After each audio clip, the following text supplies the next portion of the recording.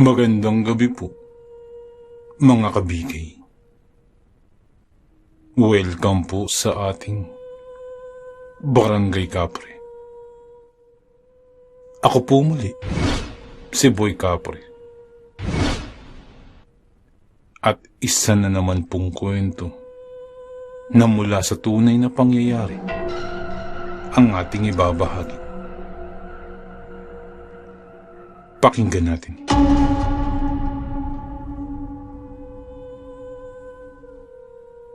Tawagin niyo na lamang po ako sa pangalang Kaloy.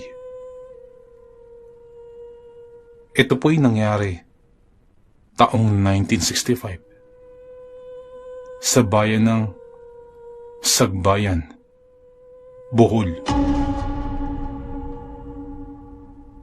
Netong mga panahong ito, nagsisilbi ako bilang isang sakristan sa parokya ng aming lugar. Bata pa man kasi ako, pumanaw na ang aking mga magulang, sanhi ng malaking digmaan sa aming bayan. Noong nabubuhay pa kasi ang mga ito, kasama noon ang aking mga magulang sa samang kontra sa pamamahala ng gobyerno. Kumbaga, salungat ang kanilang paniniwala sa kung ano ang maging nais ng pamahalaan. Maayos naman ang aming pamumuhay noon. Noong hindi pa napapabilang ang aking mga magulang sa samahan na yun. Dumating lang talaga sa punto na masyado nang tumaas ang buwis ng lupa noong mga panahong iyon. At dahil hindi makapagbayad ang aking mga magulang, gawa ng sumasapat lamang sa aming pamilya ang kinikita nito na mula rin sa pagsasaka, napilitan silang makianib sa grupo ng mga taga-bundok.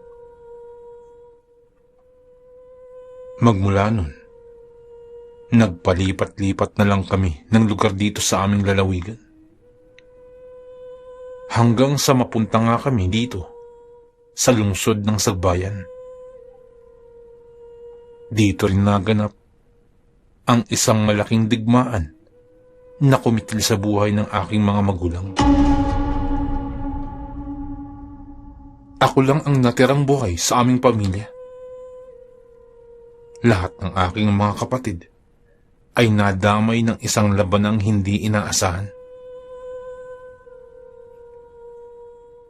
Nagpalaboy-laboy ako sa mga lansangan ng ilang buwan hanggang sa natagpuan na nga ako ng isang butihing pare na nakadestino sa lugar. Dinala ako sa kumbento, binihisan ng maayos at itinuring na parang isang tunay na anak. Sa katunayan nga, iminungkahi pa ng pari sa akin na tawagin ko na lamang siyang tatay. Ipinaliwanag rin niya sa akin na huwag magtanim ng galit sa mga taong kumitil sa buhay ng aking pamilya, sapagkat ito ay labag sa batas ng Diyos. Pinapaintindi niya sa akin na lahat ng pagsubok sa buhay ng tao ay parte lang ng paghihirap ng isang individual upang mapatunayan kung karapat dapat ba ito sa kaharian ng Ama. Ayon pa sa kanya, tayo lang naman ang may hawak sa ating kapalaran at nasa sa atin na lang kung susundin ba natin ang tama o ang mali. Mabilis gumaan ang loob ko sa pare. Magmula noong pinaintindi niya sa akin ang mga bagay-bagay, tinuring ko na rin siyang parang isang tunay na magulang. Isang hapon, habang nagwawalis ako sa bakuran ng simbahan, natanaw ko sa di kalayuan ang isang matandang babae na papalapit. Sa pagdating nito sa harapan ng bakod ng simbahan, Sumitsit ito sa akin at sumenyas na lumapit. Bigla naman akong napatigil nun sa pagwawalis at dahan-dahang napatingin sa matanda. Bakit po, Manang? Tanong ko sa kanya habang naglalakad papalapit sa kinaroroonan nito. Ikaw bang anak-anakan ni Pablo? Tanong naman nito habang bahagyang nakangisi. Bahagyaan naman akong tumango, tanda ng pagsang-ayon sa katanungan. Akma pa sanang may sasabihin ng matanda. Ngunit nang masilayan ito ni Padre Pablo, napapalapit na sa amin. Biglang nagkukumahog na tumakbo si Padre. Sa di ko malamang kadahilanan. Tay, kilala mo po ba ang matandang yun? Tanong ko sa pare. Nang makalapit ito sa aking kinaroroonan. Huminga naman ng malalim ang pare. Pagkatapos ay nagwika. Hindi ko kilala ang tao yun, iyo. Ngunit batid ko na may masama yung binabalak sa atin. Mag-ingat ka, anak, sa pakikipagsalamuha sa ibang tao. May mga nilalang na pangkaraniwan lamang sa paningin ng isang ordinaryong tao. Malay mo, nakakubli pala ang tunay na kaanyuan nito. Dagdag pa nito habang inaaya na ako na pumasok sa loob ng kumbento.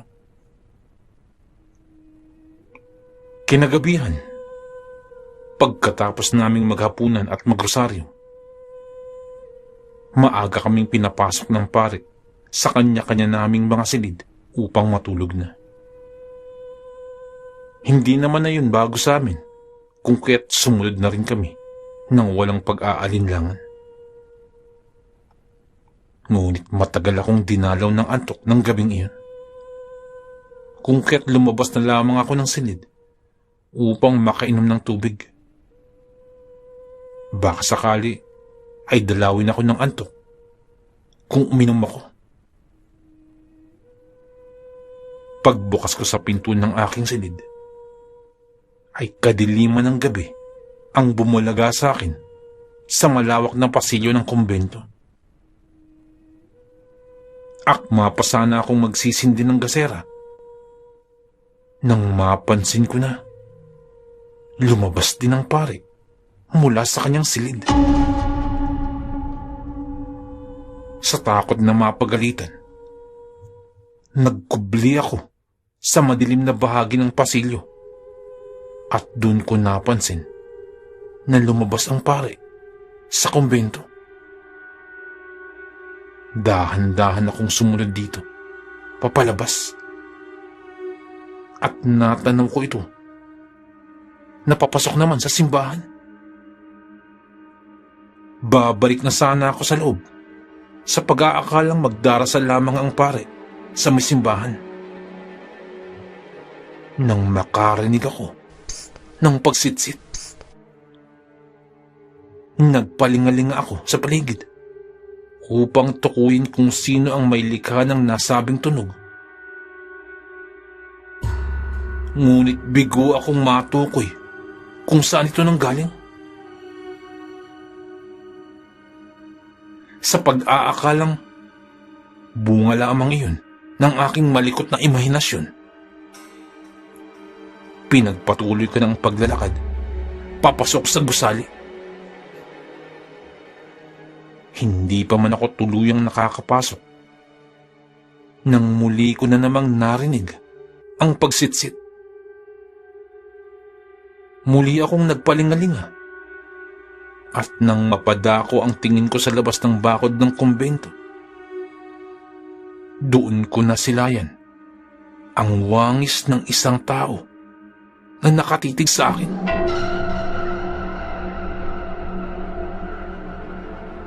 Hindi ko ito masyadong naaaninagan, gawa ng masyadong madilim ang gabing iyon. Hindi ko na sana papansinin ang taong iyon. nang biglang hindi ko na maigalaw ang aking katawan. Lubha akong nabahala sapagkat kahit ang pagsigaw ay hindi ko na magawa. Laking gulat ko pa nang pumasok na ang tao sa bakod ng kumbento habang hindi inaalis ang tingin sa akin. Nang bahagya na itong nakalapit, doon ko pa lamang namumukaan ang taong iyon. Siya yung matanda na tumawag sa akin kanina habang ako'y naglilinis. Nakakatakot na ang hatid nitong presensya. At nagtataglay na rin ito ng amoy na sobrang baho. Hindi mo maipaliwanag. Patuloy lamang ito sa paglalakad, papalapit sa aking kinaroroonan, habang tumutulo ang laway. Sa sobrang takot ko, hindi ko na namalayan na naihina pala ako sa aking salawan. Akba na sana akong hahawakan ng matanda nang bigla itong matumba at tila ba namimilipit sa sakit. At doon pa lamang ako bagyang nakagalaw. Sa pagpapatuloy ng tagpong yun, biglang bumulaga sa aking harapan si Padre Pablo na bagyang nakangisi at nakatitig sa matandang nakahandusay at namimilipit pa rin sa sakit.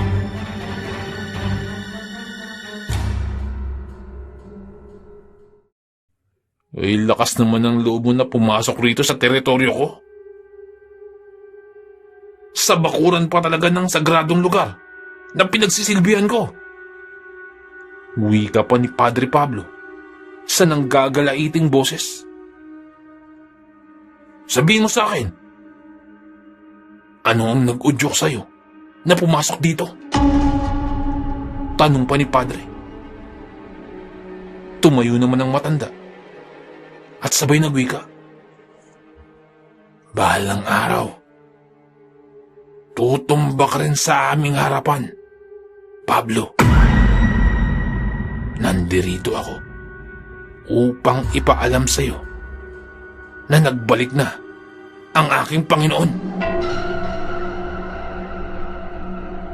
Matakot ka na, Musto, sapagkat ngayon pa lamang sinasabi ko na sa'yo,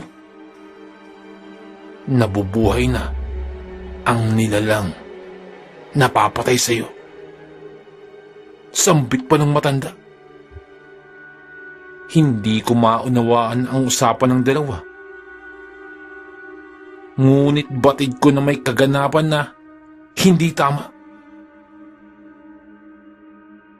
Sa totoo lamang, hindi talaga ako naniniwala sa mga aswang o kung ano paman.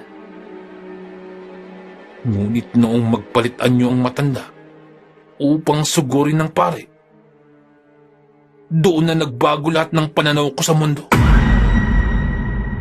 Sobrang nakakatakot ang anyo ng matanda. Nagtaglay ito ng mahahabang kuko.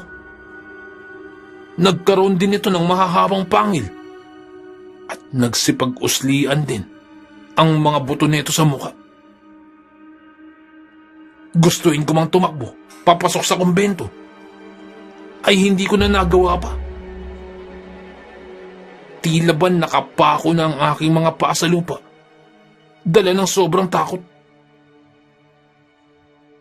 Habang napatingin naman ako sa pare, na ni isang katiting, wala akong nakikitang bahid ng takot sa kanyang pagmumukha. Kalmado lamang si Padre, na tila ba nag-aantay kung kailan susugod ang nilalang sa kanyang harapan. Sa pagsugod ng aswang sa kinaroroonan ng pare, laking gulat ko na lamang nang hindi pa man tuluyang nakalapit ang aswang, ay bigla na itong umuusok at nangingisay sa lupa. Sa bawat pagsuntok ng pari sa hangin, Napapasigaw ang matanda sa sobrang sakit at nagmamakaawa.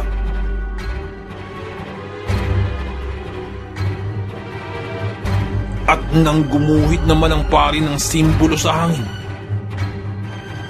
bigla na lamang nagkaroon ng apoy na siyang tumupok sa nilalang na yun. Pagkatahimik ng paligid, lumapit naman sa akin si Padre Pablo at may iniihip sa aking uluhan. Pagkatapos niyang gawin yun, dun pa lamang ako tuluyang nakagalaw.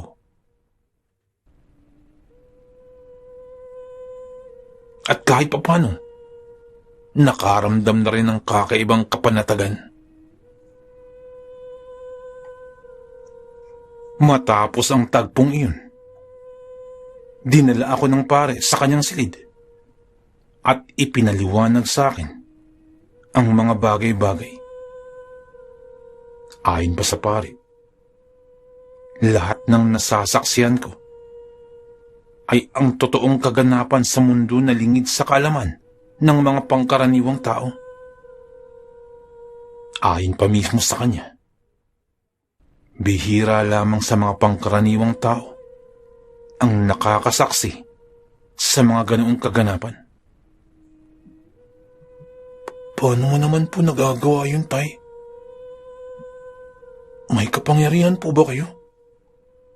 Tanong ko naman sa kanya, nang punong-puno ng pagtataka. Kabilang ako sa mga paring nagtataglay ng mga anting-anting at mga mutya. Iilan lamang kami na kabilang sa samahang iyon. Bukod pa ron, sa amin lang na mga antingerong pare, ipinagkaloob ang karunungan ng kanan na hindi mo makikita sa libreta ng mga albularyo o kahit pa sa mga pinakamalalakas na antingero.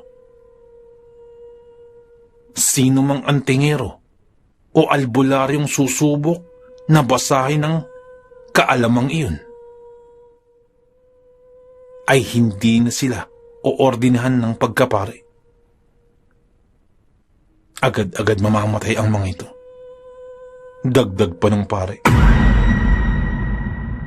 na ayon raw sa kanilang mga ninunong pare, sa kanila ito ipinagkaloob ng mga anghel sapagkat naniniwala ang mga ito na kung sino mang pare ang makapasa sa hamon ng pagtuklas ng karunungang iyon,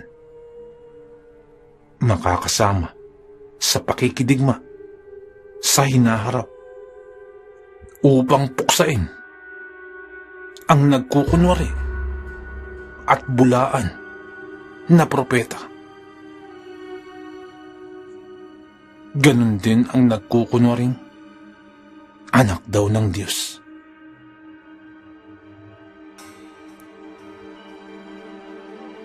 Sa sinabing iyon ng pare, labis-labis akong namangha sa aking mga nalaman. Hindi ko akalain na sa pangyayaring iyon, mas lalo ko pang mauunawaan ang mga kaganapang hirap paniwalaan ng karamihan. Mula rin noon, palagi na rin akong isinasama ni Padre Pablo saan man ito pumaroon. Isang linggo nun, maaga kaming nakagayak. Pupunta kasi kami sa kabilang baryo upang dun idaos ang misa bilang pakikiisa sa selebrasyon ng kanilang kapistahan.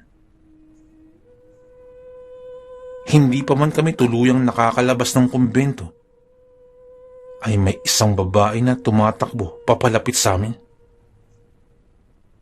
At nang makalapit na ito, humahangos ito na nakiusap kay Padre Pablo na sumama sa kanya sapagkat sinapian daw ng demonyo ang kanyang nakababatang kapatid.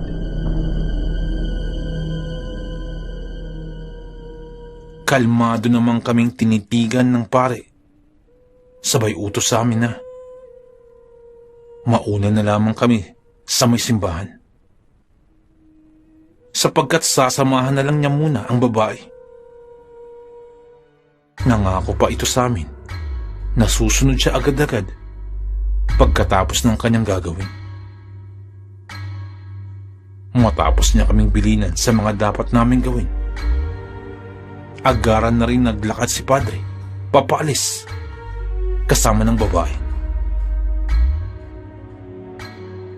Habang naglalakad kami papuntang baryo, napag-usapan ng aking mga kasamahan na meron umanong aswang na gumagalap sa karatig bayan. Ayon sa mga sabi-sabi, 3 katao na ang natatagpo ang patay sa lugar. Dagdag pa ang mga wasak-wasak na katawan ng mga ito at nawawalang laman loob.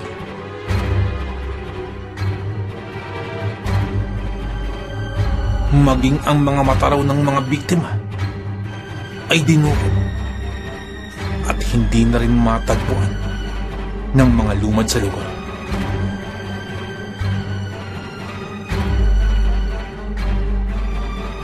May iba na seryoso ang usapan,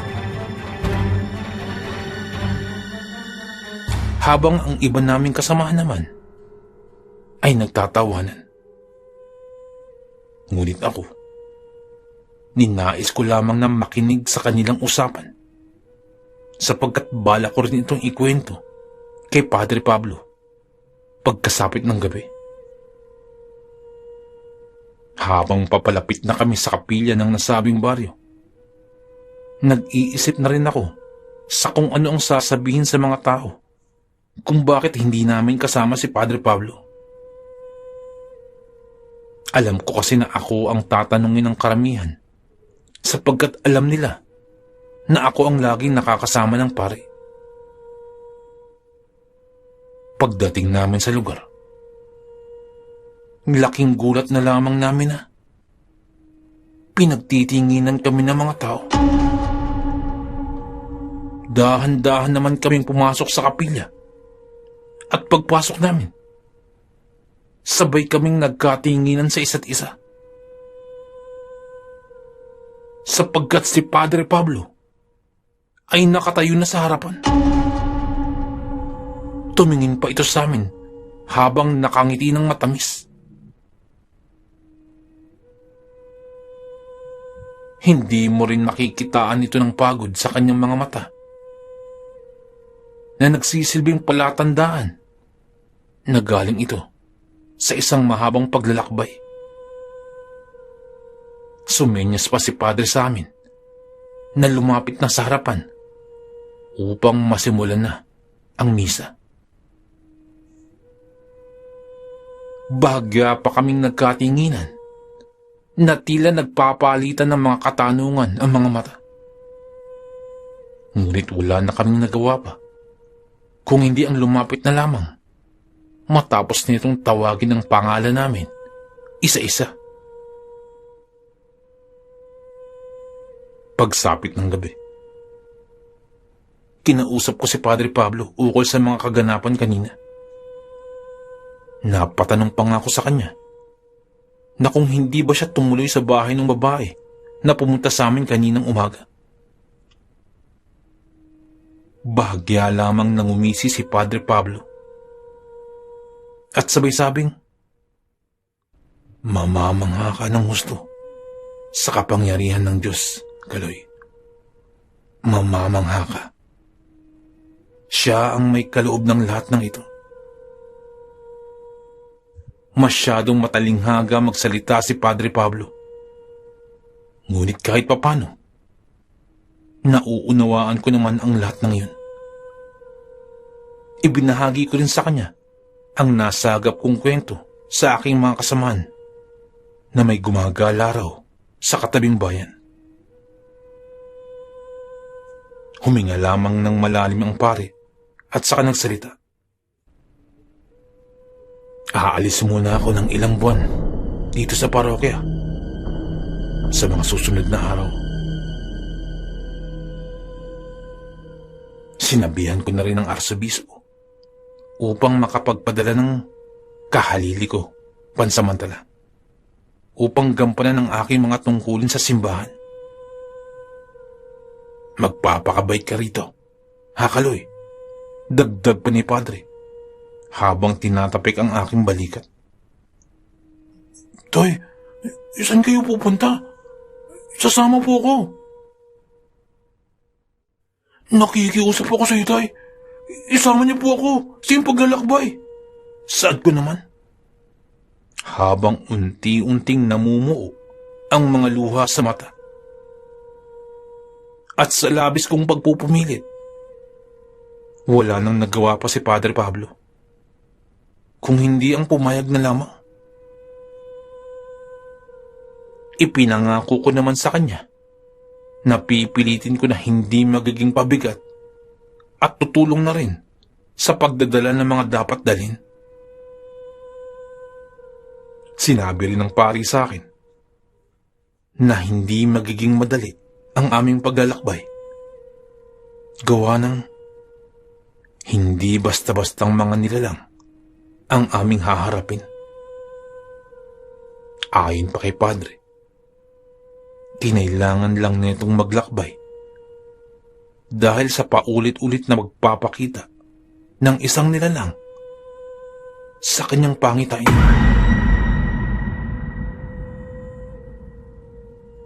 Sa pagdating ng araw ng aming pag-alis, mahigpit na ibinilin sa akin ng pare na kahit anong mangyari, ay huwag na huwag hihiwalay sa kanya.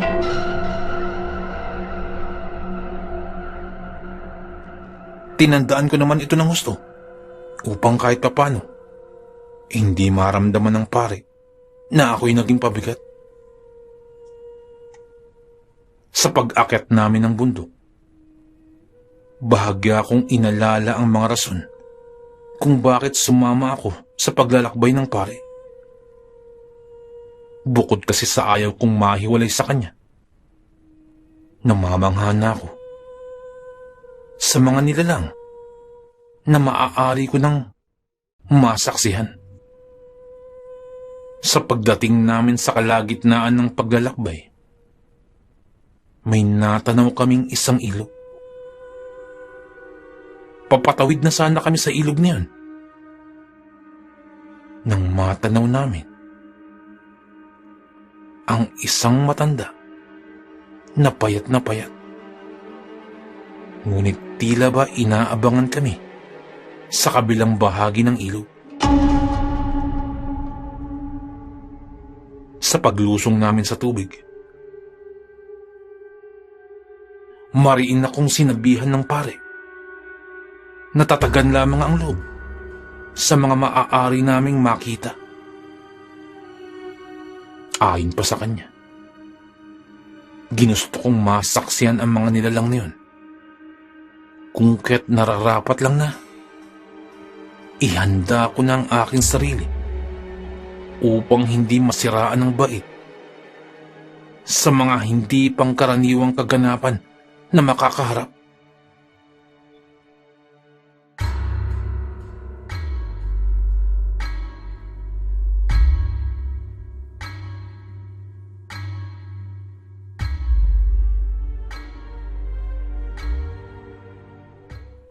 Sa paglapit namin sa kinaroroonan ng matanda, bahagya naman itong ngumisi at sabay nagsalita. May napada akong isang malakas na antingero sa aking lugar. Ano ang pumasok sa iyong kokote? At pinili niyong dito maglakbay? Sambit ng matanda. Sumagot naman si Padre Pablo. Hindi ikaw ang sadya ko rito, Manong. Naparito lamang kami upang dumaan patungo sa kabilang bahagi nitong bundok. Sana ay wala tayong magiging problema sapagkat ayaw ko nang mag-aksaya pa ng oras. Sambit ni Padre. Bahagya namang tumawa ang matanda. Hindi dapat minamaliit ng isang antingero ang kapangyarihan ng isang manglalason. Saad pa nito? Sa pag-ihip ng matanda ng mga dasal, sinabihan agad ako ni Padre Pablo na manatili lamang sa likuran. Nilagyan din ako ni Padre ng puder at bakod upang hindi maapektuhan sa presensya na taglay ng matanda. Sa pag-ihip ng pari ng dasal sa kanyang mga kamay, agad niya naman itong ibinato sa may matanda. At biglang bumagsak na lamang ang matanda sa lupa. Ngunit madalian din namang bumangon ng matanda habang tumatawa at umaaktong nasasaktan sa binitiwang dasal ng pari. Pakiwari ko'y iniinsulto pa nito si Padre Pablo na ayon sa matanda ay isa lamang mahinang antingero at wala nang puwang pa na mabuhay rito sa mundo. Labis naman itong ikinainis ni Padre Pablo hanggang sa biglang nabalot ng kakaibang presensya ang paligid. Biglang naghihiyaw naman ang matanda, gawa ng hindi matanggap ng kanyang sistema ang kakaibang kapangyarihan na yun. Naglulupasay bigla ang matanda sa lupa na para bang sinisilaban. Ramdam ko rin na nagsipagpulasan ng iba pang nilalang na nasa paligid. Itigil mo yan! Itigil mo! Itigil mo yan! Paulit-ulit na sigaw ng matanda. At bahagya lamang nang umisi si Padre Pablo at sabay nagwika. Namnamin mo ang presensya ng isang mahinang antingero. At kasunod nito ay ang pagkatupok ng matanda sa apoy na hindi matukoy kung saan nagmula.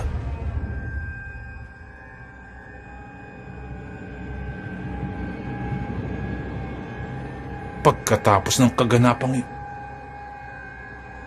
ay manghang-mangha ako sa aking mga nakita.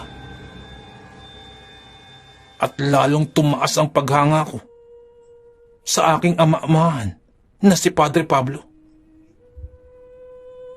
Habang naglalakbay kami, ay paunti-unti niya rin akong tinuturuan ng mga dasal, ang mga orang ginagamit sa pangpuder at pangbakod. Sa pagpatuloy namin sa paglalakad, ay narating naman namin ang isang baryo na nababalutan ng parang kakaibang presensya. Iba ang pakiramdam ko dito. Kakaiba rin ang amoy na taglay ng hangin na nagpapabaliktad sa aking mga sikmura. At ang mas labis kong ikinatakot ay noong masilayan ko ang mga lumad doon sa lugar na yon. Nagsasampay ito ng mga karne na sa tingin ko ay nagmula sa tao. Tila ba'y pangkaraniwan na lamang sa kanila ang gawain ito sa pang-araw-araw. Pinilit namang ikubli ni Padre Pablo ang kanyang natatanging kapangyarihan upang hindi maramdaman ng mga naninirahan doon na siya ay isang antingero. Ayon kasi kay Padre Pablo, ang lahat ng naninirahan sa bayong iyon ay mga aswang, nabibilang sa tinatawag na mga gabunan. Hindi basta-bastang mga gabunan aswang ang naninirahan doon Sambit pa ni Padre Pablo. Mga malalakas raw ang mga ito na hinubog na ng panahon sa pakikipaglaban. Nasabi din ni Padre Pablo ang mga katagang yun sapagkat nararamdaman niya ito mula sa presensya na nararamdaman niya mula sa paligid. Sa tuluyan naming pagpasok sa baryo, ramdam ko na lahat ng mga naninirahan doon ay nakatitig sa amin. Pinilit na lang naming baliwalayin ang mga yun. Hanggang sa may isang babae kaming nakasalubong at tinawag nitong aming pansin. "Mga iyo, saan ba ang inyong tungo?" Saad pa nito na nagpatigil sa aming paglalakad. Sinagot naman ito ni Padre Pablo. "Kami po yung mga manlalakbay. Galing pa po sa malayong bayan. Napadaan lamang kami rito sa baryo ninyo sapagkat kami pupunta sa tuktok na itong bundok." Sambit ni Padre.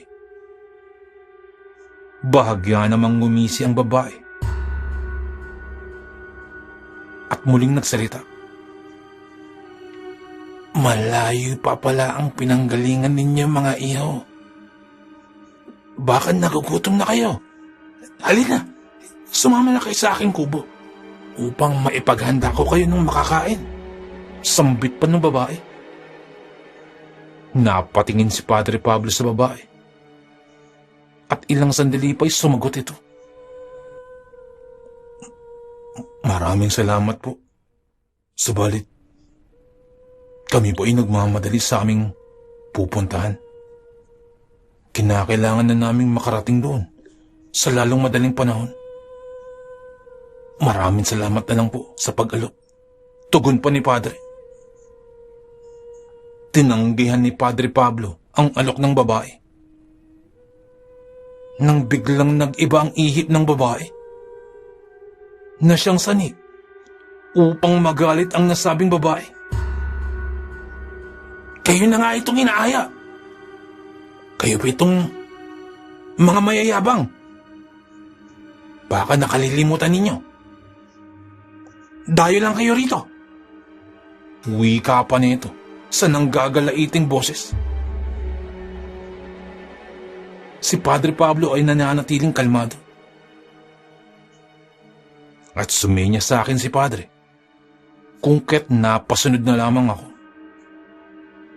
At kasunod nun ay ang pagsama namin sa kubo ng ginang. Sa pagdating namin sa kubo ng matanda, agaran naman kami nitong pinaghandaan ng mga mapabangong pagkain. Masarap din itong tingnan sa pangkaraniwang mata ng tao. Ngunit kung gagamitan mo ng pang-espiritual na kakayahan, ito ay karne ng tao na nababalutan ng mga gumagapang na uod. May mga patay rin na ipis na tila ba ginagamit sa pangsahog. Bahagya lang kaming nagkatinginan ni Padre habang pinipigilan ang pagbaliktad ng aming sikmura. Nang mapansin naman ang ginang na hindi namin ginagalaw ang pagkain, ay biglang nagbago ulit ang hilatya ng pagbumuka nito at nagtanong kung hindi raw ba namin nagustuhan ang mga pagkain na nasa harapan. Hindi kami nakasagot ni Padre.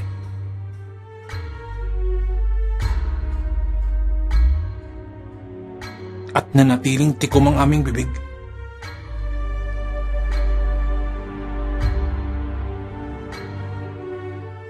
Muling nagalit ang ginang at tinawag pa kami ulit neto na mga mayayabang at walang utang na loob.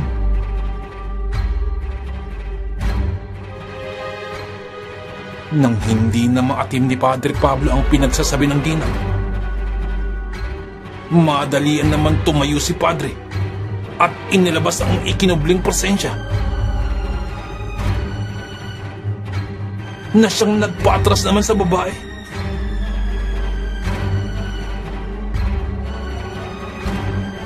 At pagkaatras ay bahagya naman itong ngumisi at sabay nagsalita.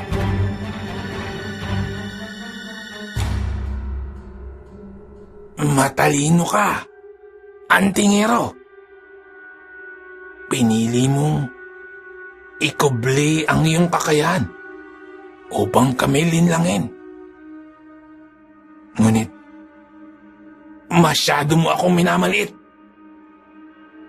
Kanina pa lamang, nakita ko na kayo. Batid ko na ang kakayahan mo.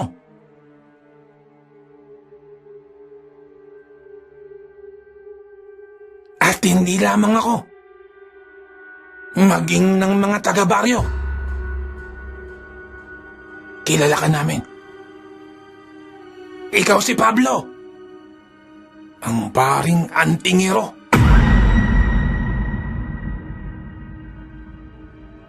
Alam rin namin na isa ka sa mga taong nakasulat sa propesiya na siyang magbabalik sa diablong aming Panginoon patungong impyerno. At batid din namin na alam mo na unti-unti nang nasisira ang mga naitakda sa propesiya.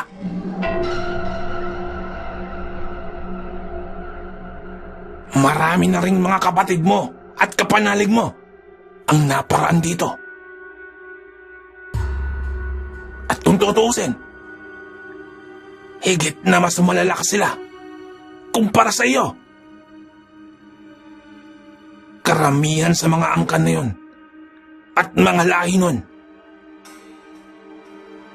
ay amin ang inubos.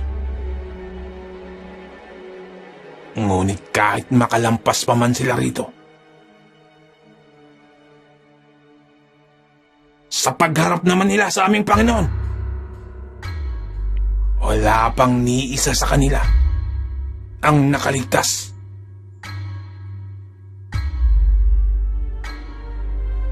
Kung kaya't maubos mo man lahat ng lahi namin dito, alam ko na hindi na kayo makakababa pa sa bundok na ito ng buhay. Dagdag pa nito habang tumatawa na nakakaloko. Matapos magsalita ng ginang, unti-unti naman itong nagbabago ng anyo, kasabay ng pagdating ng iba pang naninirahan sa bayong ito.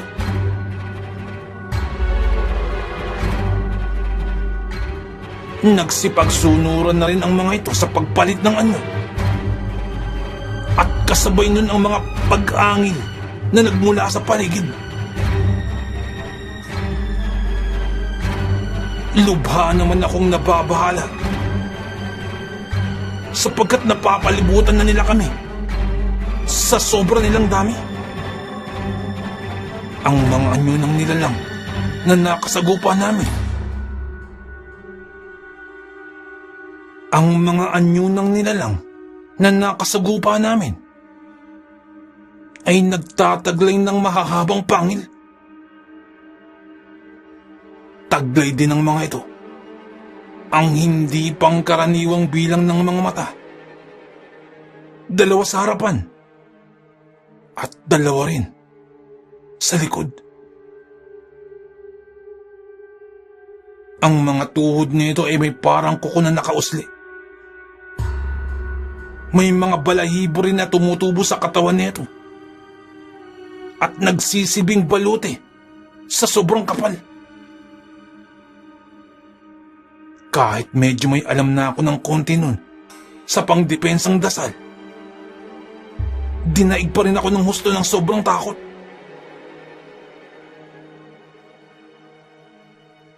Mabilis akong nagkubli sa likod ni Padre Pablo habang nananatiling nag-aantay sa kung sino ang unang susugod.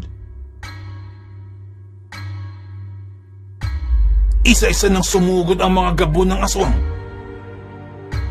Ngunit mabilis rin naman itong sinalubong ni Padre. Sa bawat pagkumpas nito sa hangin, umaangil ang mga aswang at nasasaktan ang mga ito ng husto sa ginagawa ni Padre Pablo. Nang biglang may humablot sa akin na isang aswang at hinawakan ako sa leeg. Gulat na gulat ako. Ngunit kasabay nun ay tila nawawalan na ako ng hangin at unti-unti na rin akong hindi makahinga. Akala ko talaga'y katapusan ko na nun. Nang biglang nangisay ang aswang na humihila sa akin sa hindi ko malamang kadahilanan. Agara naman akong napatakbo pabalik kay Padre. At kasabay nun ang sabay-sabay na pagsugod ng mga kalaban. Biglang may hinugot si Padre Pablo mula sa kanyang tagiliran. At nakita ko ang isang punyal. At kumikinang ito nung mga sandaling yon. Iwinasiwas ito ni Padre sa ere. At agad nagsipagtumbahan ng mga aswang. At agad na nalagutan ng buhay. Sa sobrang bilis ng mga galaw ni Padre Pablo, akalain mong nakalutang ito sa ere. Nagsipagpulasan naman ng ibang aswang sa sobrang takot. Na tila ba nakita si kamatayan. Ngunit hindi pa man nakakalayo ang mga ito. Agad na itong nagsipagtumbahan. May mga palasong tumama sa mga ito. At hindi ko rin malaman kung saan nanggaling. At nang mangilan-ngilan na lamang ang natitirang gabunan, nagsisigaw ang mga ito na parang nagmamakaawa. Hinayaan naman ito ni Padre Pablo na makaalis sa kanilang lugar. Ngunit sinabihan ng mga ito ng sumpang habang buhay na nilang dadalhin. Sinabihan sila ni Padre Pablo na kung may magagambalang tao na kahit isang beses lang nang dahil sa kanila, ay kusa silang mamamatay dahil dito. Unti-unti ay tumahimik ang paligid.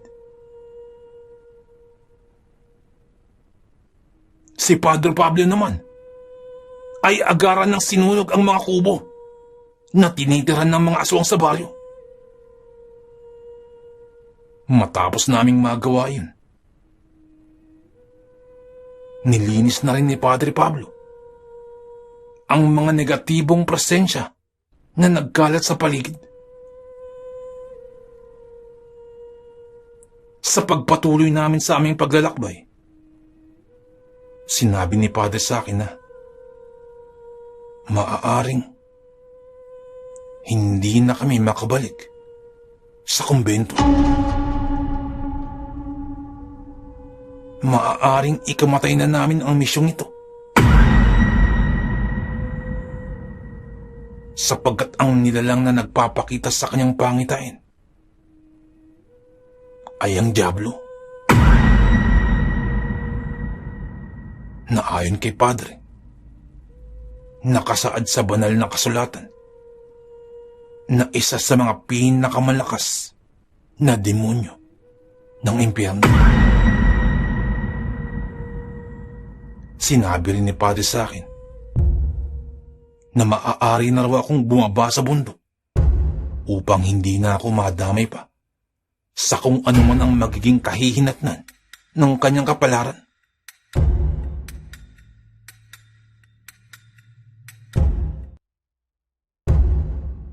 Sinabi rin ni Padre sa akin na maaari na raw akong bumaba sa bundok upang hindi na ako madamay pa sa kung ano man ang magiging kahihinatnan ng kanyang kapalaran. Nagkaroon pa kami nun ng bahagyang pagtatalo sapagkat ayaw kong bumaba. Ngunit pinipilit naman ako ni Padre.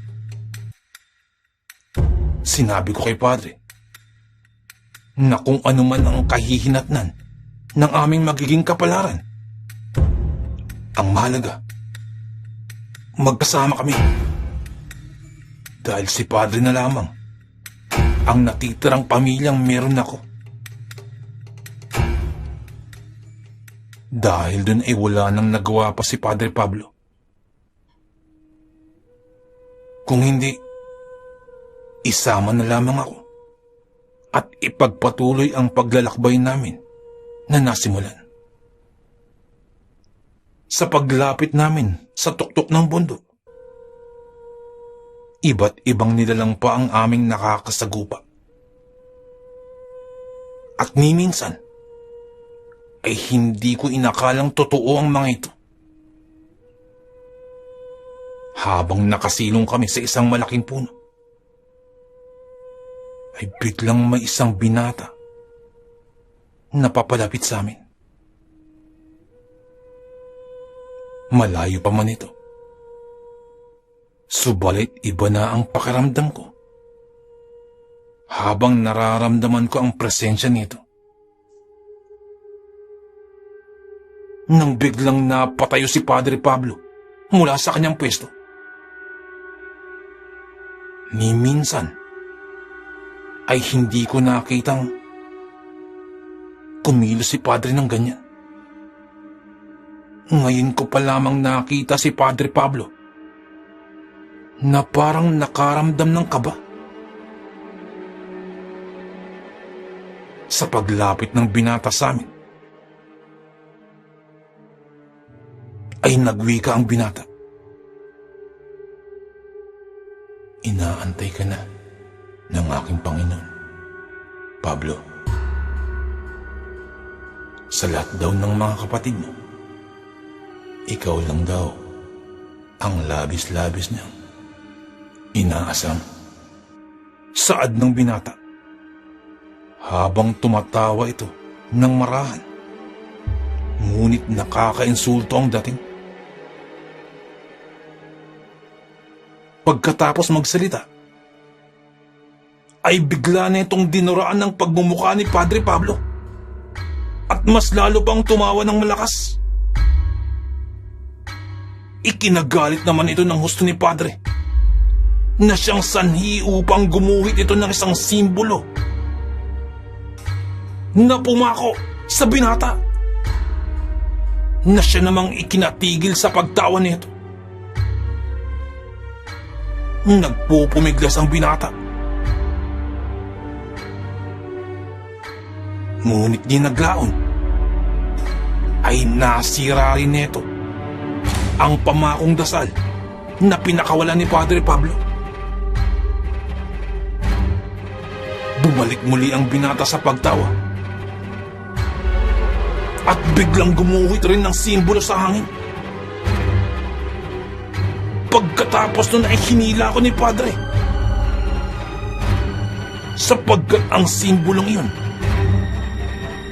ay naging isang armas, biglang naging espada. Kasunod naman nito ay nag-usal si Padre at biglang nagkaroon ng kalasag si Padre na sobrang lakas. Ayon kasi kay Padre Pablo, hindi basta-basta ang espada na ginawa ng binata.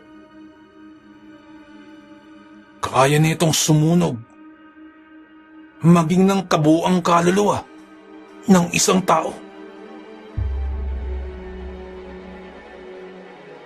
Nang biglang iwinasiwas ng binata ang kanyang espada, sinalag naman ito ng pare ng kanyang punyal. Mas tumindi pa sa kinang ang punyal na yun na tila ba nagbabaga.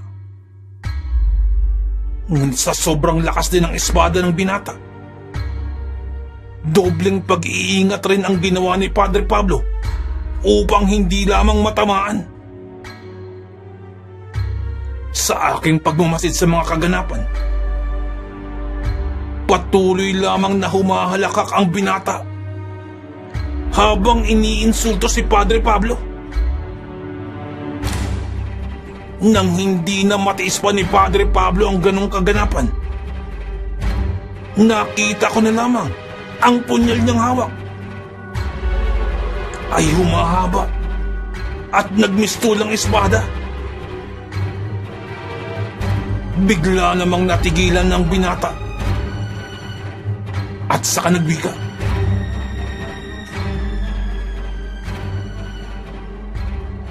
Lahat ng mga kapatid mo na pumunta rito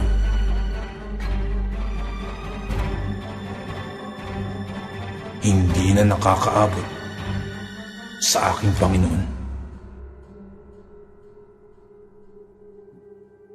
Lahat ng mga kapatid mo na pumunta rito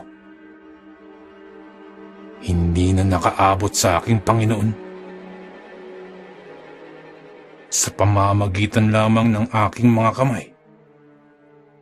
Lahat sila ay aking pinaslang nang hindi inilalabas ang aking buong kapangyarihan. Ganun din ang gagawin ko sa iyo, Pablo. Ako ang sisira sa propesiyang ginawa lamang ng Panginoon ninyo.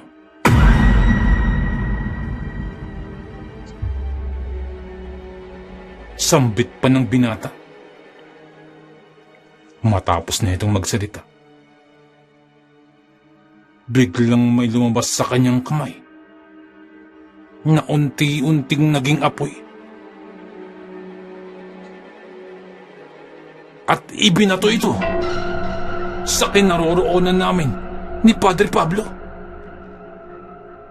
Ngunit biglang napamulagat ang binata nang saluhin ito ni Padre, at pagdating nito sa kanyang kamay,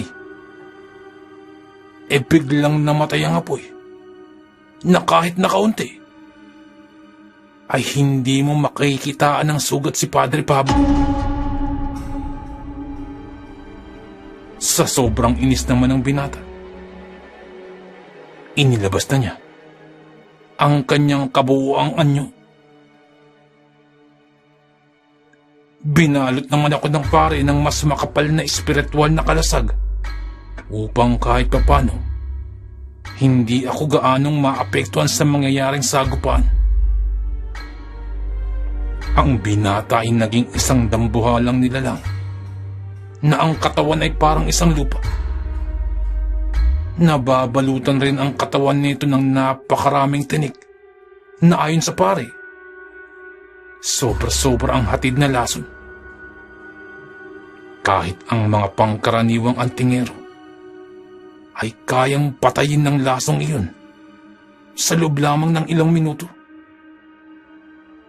Nagkaroon din ang binata ng 3 sungay sa kanyang uluhan.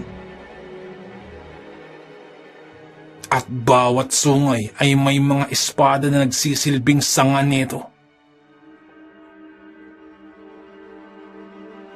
Kasunod pa nun, ay animoy bumubulong ng dasalang binata na siyang sani upang magsipaglabasan ng iba't ibang uri ng mga aswang. Sa sobrang dami nito, napapalibutan na kami. At labis namin itong pinag-alala ni Padre, sapagkat iniisip niya ang aking kaligtasan. Bagamat matibay ang kalasag na inilagay sa akin ni Padre Pablo, ayon sa kanya, hindi rin malayong mawasak ayon, sapagkat ang mga aswang na tinawag ng binata ay hindi ordinaryong aswang lamang, at sila ang mga uri ng aswang na kayang-kayang pumatay at kumain ng mga antingero at albularyo. Sa dahan-dahang pagsugod ng mga aswang, bigla namang umihip si Padre Pablo ng mga dasal sa kanyang kamay at saka ipinagbabato sa mga aswang. At nagsipag-angilan ng mga aswang. At habang umaangil ang mga aswang, ay isa-isang tinagpas ni Padre Pablo ang mga ulo ng aswang. Mahagip lamang ito ng espada, ay tiyak tagpas ang ulo ng matatamaan. Ngunit mas lalo pang dumami ang mga aswang, kahit na marami na rin ang napapaslang ni Padre Pablo. Patuloy pa rin kasi sa pagtawag ang binata na siyang sani upang naging 3 doble ang bilang ng mga ito. Kahit ganun karami ang bilang ng mga aswang, ni isang segundo ay hindi ko nakitaan ng pagod si Padre Pablo. Nakaramdam din naman ako ng hiya at pagkainis sa sarili, sapagkat naging pabigat na ako ng husto kay Padre. Maya't maya kasi na itong sinisiguro na ligtas ako. Wala naman akong ibang magawa kung hindi ang magdasal na lamang na malampasan ang mga pagsubok na ito. Habang napapapikit at napapausal ng mga dasal na alam ko, bigla akong narinig ang mga sabay-sabay na pag-angil ng mga tila ba pinapahirapan ng husto na aswang. At dahil dun, napabuka ang aking mga mata. Dun ko nakita ang pag-ulan ng mga palasong galing sa kalangitan. Ang bawat nilalang na matamaan nito ay agad na nagiging abo matapos maghuhumiyaw. Alam ko galing yun sa kakayahan ni Padre Pablo. Kung kaya't mas lalo akong namangha sa mga kayang gawin ni Padre. Di naglaon, naubos na rin ang mga aswang na tinawag ng binata. Subalit patuloy pa rin itong humahalaka na parang pinaglalaruan lamang nito si Padre Pablo. Matapos nun ay bigla itong tumalon papunta kay Padre. Nakailag naman si Padre, ngunit pagkabagsak ng nilalang sa lupa ay tila umuga ang lupa na parang nagkaroon ng lindol. Patuloy naman yun sa paghalakak hanggang sa muli itong sumugod kay Padre.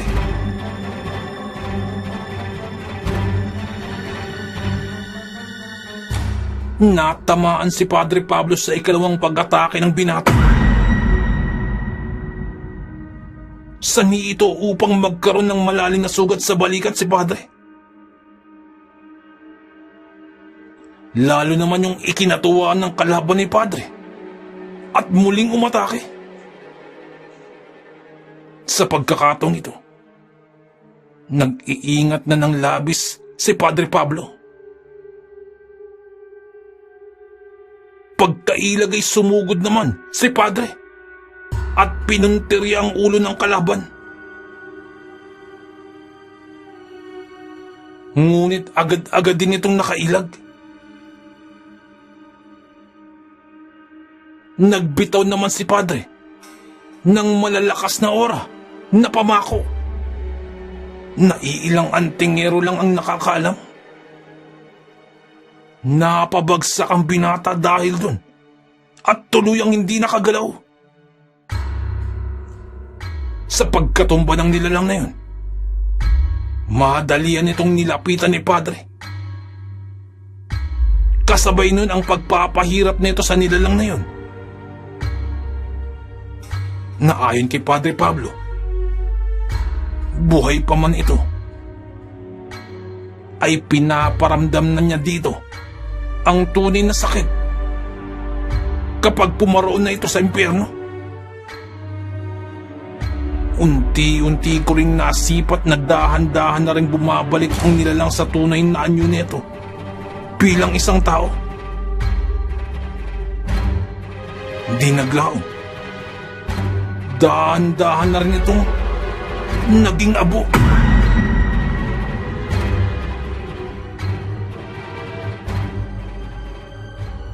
Pagkatahimik ng paligid, naisip muna namin na maghanap ng lugar upang makapagpahinga. Nakaramdam na rin kasi ng matinding pagkahapo si Padre Pablo.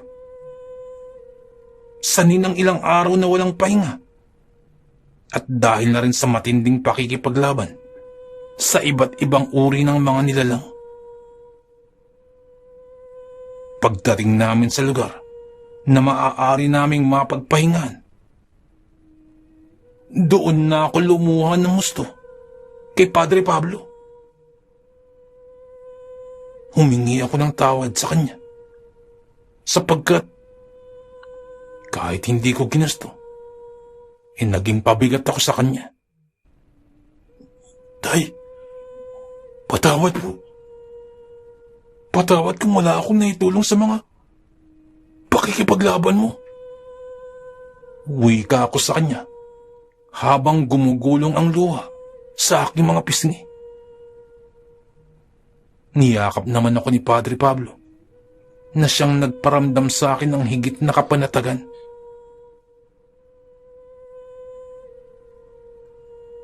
Masaya ako na kasama kita sa paglalakbay kong ito, Kaloy. Sambit pa ni Padre. Kung may mga pag-aalinlangan man sa mga maaaring maganap, alam ng kaitaas-taasan kung gaano ako natutuwa na hindi mo ako iniwan sa ating paglalakbay. May mga pagkakataon na hinihikayat kita na iwan mo na ako rito at bumalik ka na sa kumbento. Subalit, hindi mo ginawa. Masyado mo akong pinahanga, anak. Wika pa ni Padre Pablo na siyang nagbigay ng kaginhawaan sa aking puso.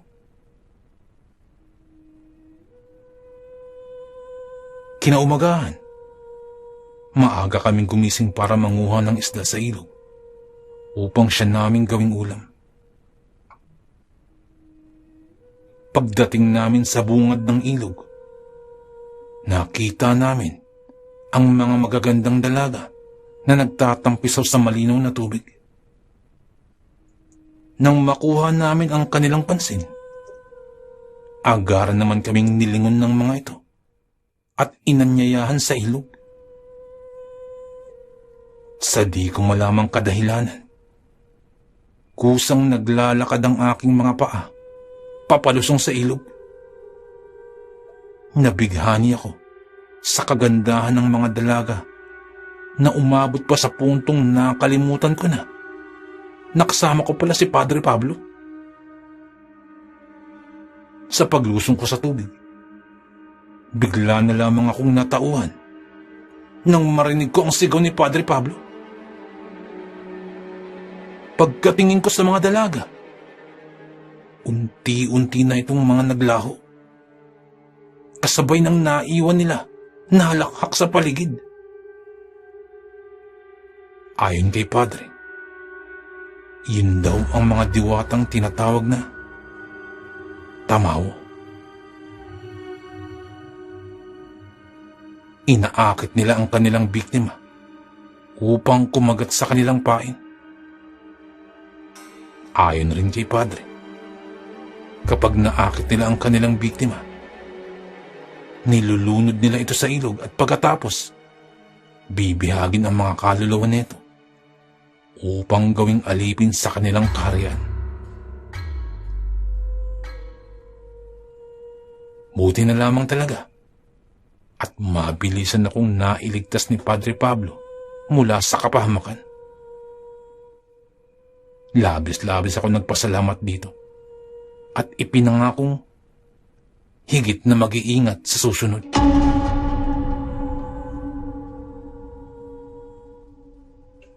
Matapos naming mag-agahan, nagpatuloy na kami sa aming paglalakbay. At habang papalapit naman kami sa pinakatuktok ng bundok, mas lalo pang bumibigat ang presensya sa paligid.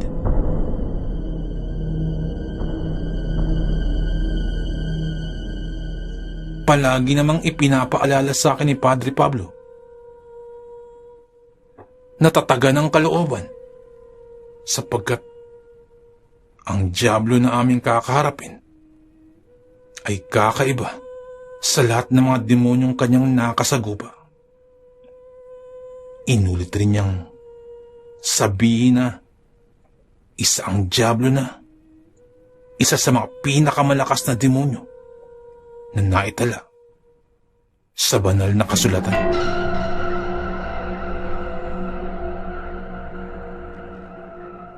Binilinan rin ako ni Padre na kung makikita ko na unti-unti siyang malupig ng dyablo, ay huwag raw akong mag-alinlangan na tumakbo habang may oras pa. Ngunit hindi pa naman daw nawawala ng pag-asa si Padre Pablo. Pinanghahawakan na lamang niya ang nakatala sa propesiya kahit unti-unti nang hindi natutupad ang mga nakatala dito. Hindi na lamang ako umimik sa mga tinura ni Padre. Kahit ba punong-puno ng katanungan ang aking isipan.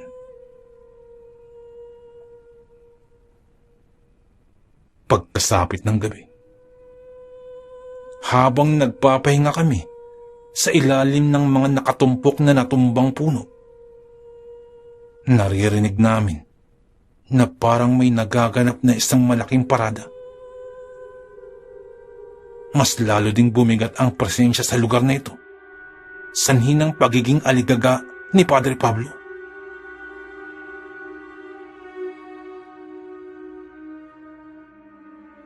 Pinakiramdaman namin kung saan nagmumula ang mga tunog ng parada.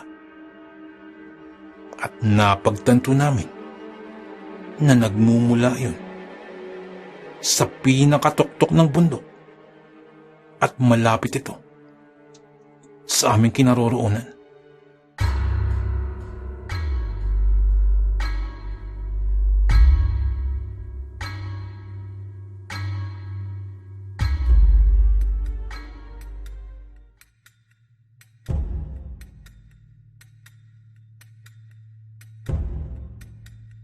Pinakiramdaman namin kung saan nagmumula ang mga tunog ng parada. At napagtanto namin na nagmumula yun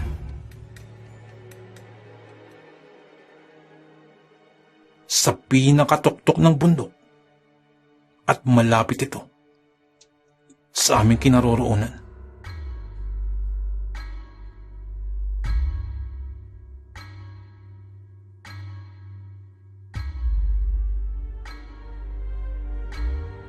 Mas lalo naman kaming nagkubli pa at nakiramdam ng husto sa paligid.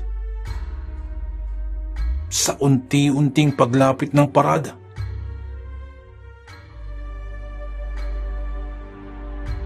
doon namin nakikita ang iba't ibang nilalang na umaawit ng nakakakilabot na mga awitin. Sa harap ng parada, may isang malaking kaanyuan na may nakakakilabot na itsura. Pinilit namang ikubli ni Padre Pablo ang kanyang kapangyarihan upang hindi malaman ng mga iyon na amin silang pinagmamasdan.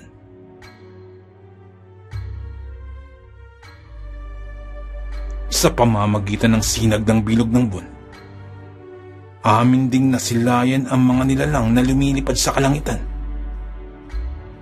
at nakaantabay sa parada at sumasabay rin sa mga saliw ng nakakakilabot na awitin.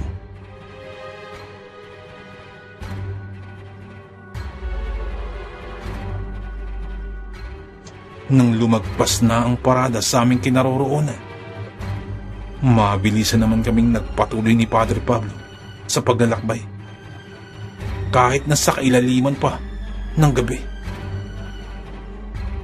Ninais na kasi ni Padre na matapos na ang mga kaganapan sapagkat alam niya na kung hindi mapipigilan ng dyablo, unti-unti nitong lalasunin ang mga kaisipan ng mga pangkaraniwang tao sa aming lugar.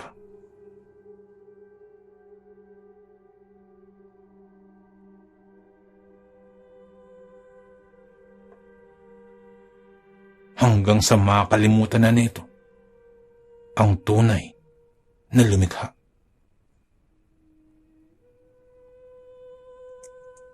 Pagdating namin sa pinakatuktok ng bundok, nakarinig kami ng isang napakalakas na halakhak na parang nasa paligid lamang ito. Ngunit wala kaming kahit isang nilalang na nakita.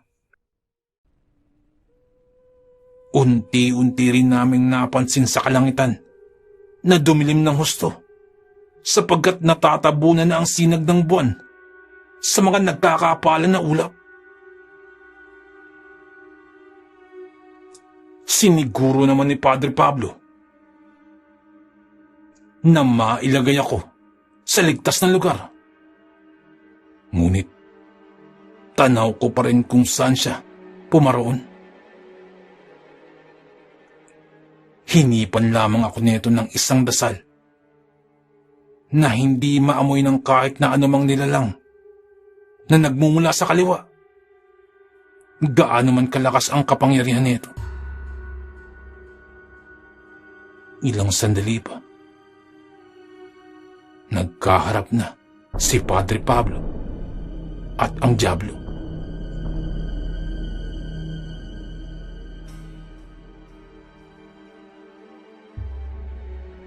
Matagal na kitang inaantay, Pablo. Akalain mo, sa lahat ng mga kasamahan mong sumubok na, ito pa rin ang nakasaad sa propesiya. Ikaw pa lamang ang nakatungtong dito. Ngunit katulad ng mga nagdaang henerasyon, mabibigo lamang ang iyong ama sa mga propesiyang itinatakda niya sapagkat nakikita ako sa hinaharap na mapapaslang ka. Uwi ka pa ng nilalang sa dumadagundong na boses. Nanatili namang kalmado si Padre Pablo at pinilit na tinatagan ng loob habang binilinan ako sa mga dapat na gawin sa panahon ng kagipitan.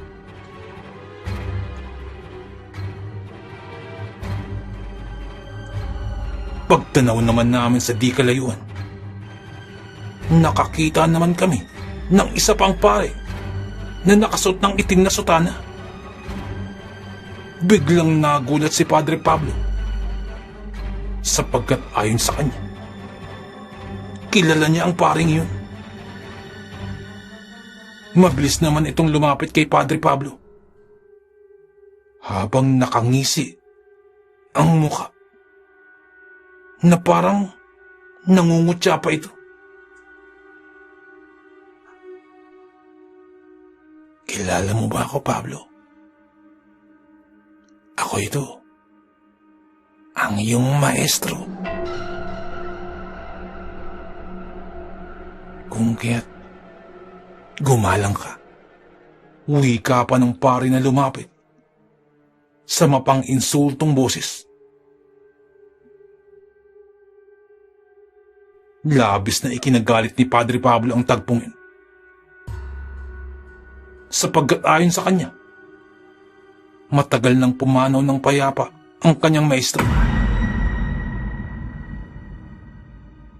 Batid niyang ginamit lamang ng dyablo ang kaanyuang iyon upang tuyain ng husto ang kanyang pagkatao.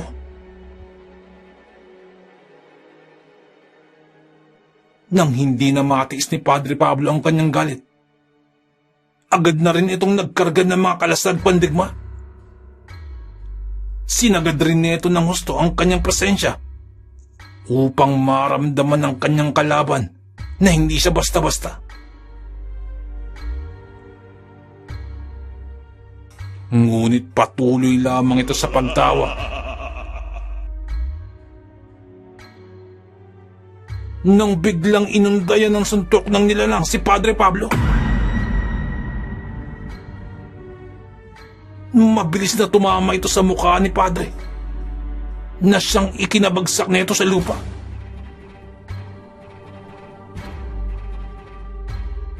Patuloy lamang sa pagtawa ang nilalang nang bigla itong umumang sa hangin na parang may hinampas at bigla namang bumagsak sa lupa si Padre Pablo na parang may tumama dito na napakalakas. Mas lalong humalakhak ang kalaban na yun nang makita si Padre Pablo na nakasalampak sa lupa.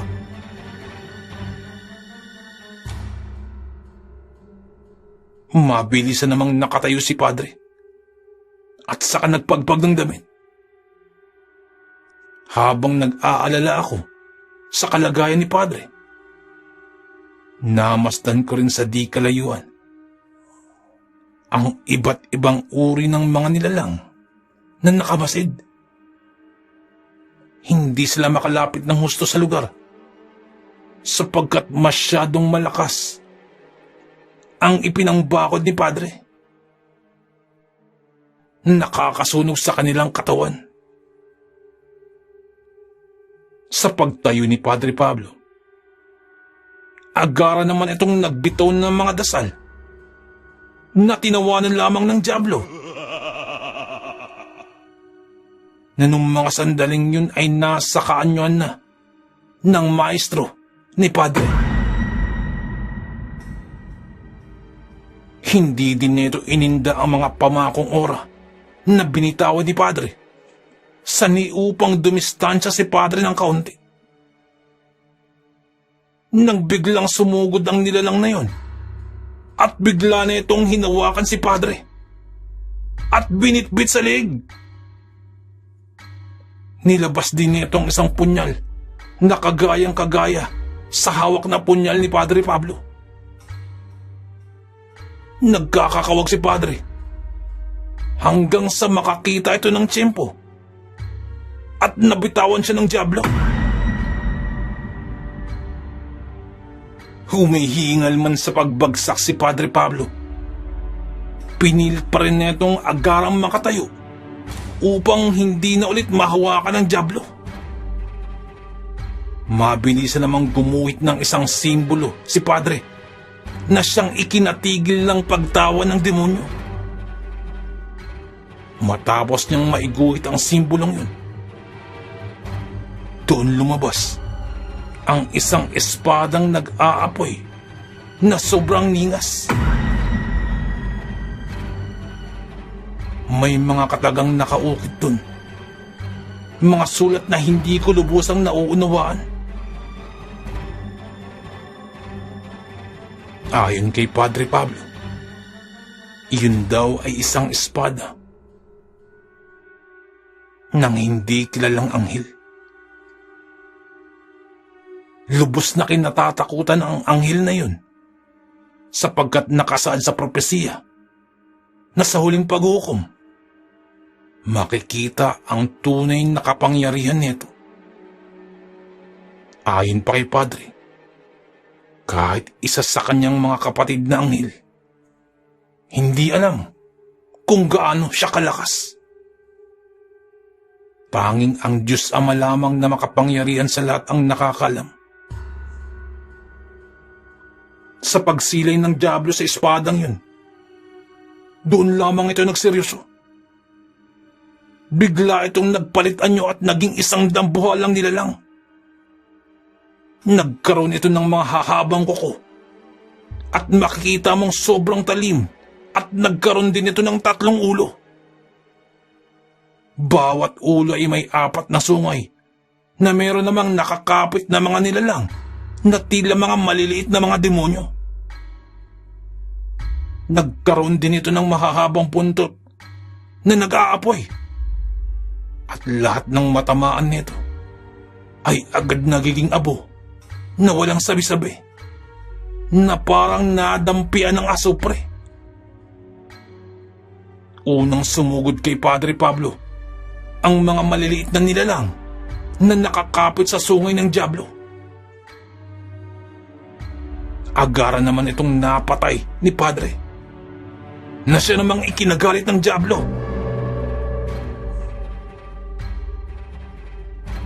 Agad na sumugod ng nilalang na yun, at walang humpay na pinagbabato ng mga dasal na maaring sumunog ng kaluluwa ng isang tao si Padre.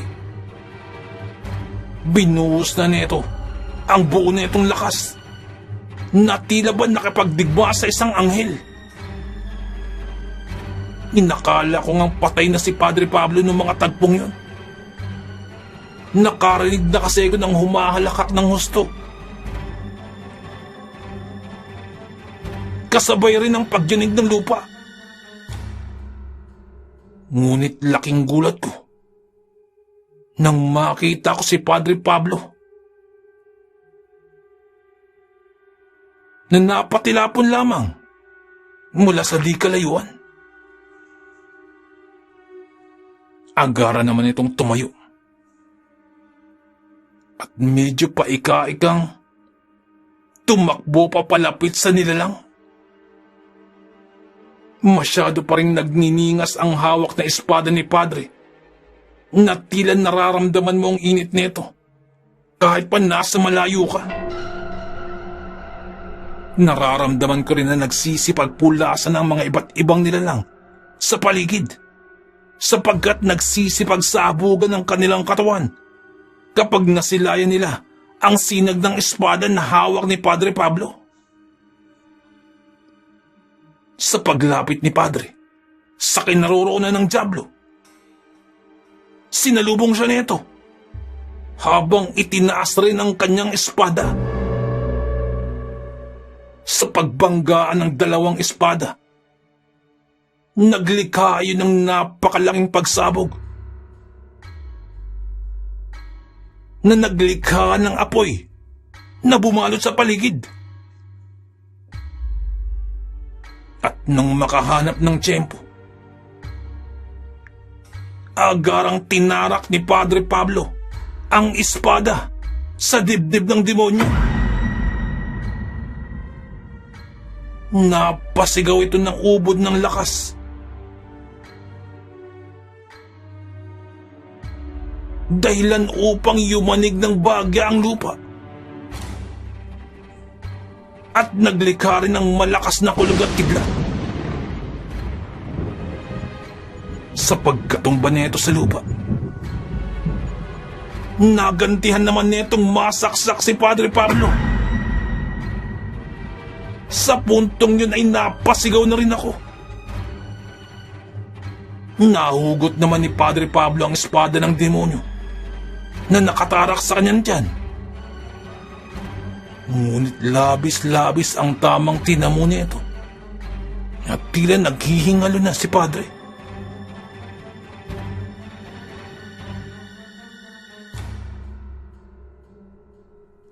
Kahit sobra na itong nangihina at malapit ng panahon ng hininga,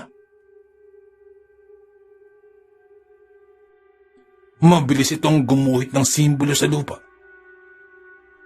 at sabay sigaw, "Sa ngalan ng Ama na may likha ng lahat at sa tunay na Kristong kanyang anak, magbalik ka na sa impyernong pinanggalingan mo!" Kasabay ng sigaw na yun ay ang sunod-sunod na kidlat na tumama sa nilalang na siyang nagbaabo dito. Unti-unti ring naglaho ang espada na hawak-hawak ni Padre Pablo sa paglaho ng nilalang na yun. Mabilis akong tumakbo papalapit kay Padre Pablo. Niyakap po ito ng gusto. Nakiusap na. Lumaban siya. Ngunit yakap at ngiti na lamang ang itinugon sa akin ni Padre Pablo. Kasabay nun, namutawis sa kanyang bibig ang mga salita. Natupad ko ang propesiya sa henerasyong ito, anak. Sa pagdating ng panahon, may dyablo pa na babangon na masigit pang malakas. Ngunit isisilang rin ang taong bubuksa sa kanya. Purihin mo lagi ang Diyos, anak, sapagkat siya ang tunay na walang katapat.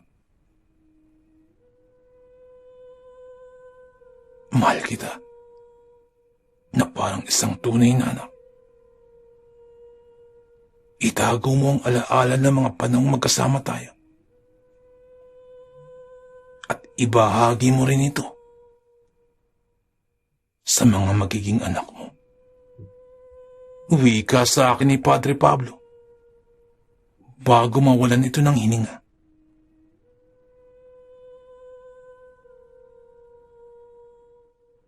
Bumalik ako sa kumbento na hindi nakapiling si Padre Pablo. At sa ikalawang pagkakataon, nawalan na naman ako ng magulang. Ipinagpatuloy ko ang buhay at nagkaroon na rin ng sariling pamilya.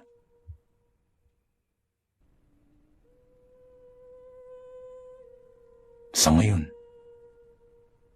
ay matanda na rin ako. Nagkaroon ng mga sariling anak. At sa ngayon ay mayroon na rin sariling apo. Ngunit sa aking gunita ay hindi mawawala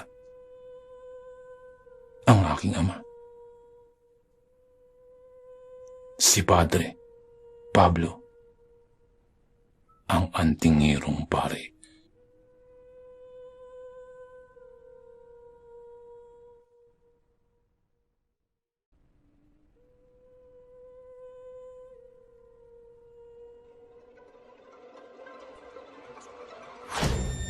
Nais ko lamang kong shout out si Ma'am Cecil Abanono, isa po nating silent listener. Ma'am, maraming salamat po sa pakikinig. Shoutout po sa inyo. Shoutout din po kay Sir Camelo Aroy. Sir, maraming salamat po. At kay Sir Adrian Ramos, Sir, shoutout po. Maraming salamat po sa pakikinig. Nais ko lamang pong i-shoutout ang Arnaiz family, Jan's family. Ang shoutout pong ito ay mula po kay Ma'am Elizabeth Arnaiz. Shoutout po sa inyo.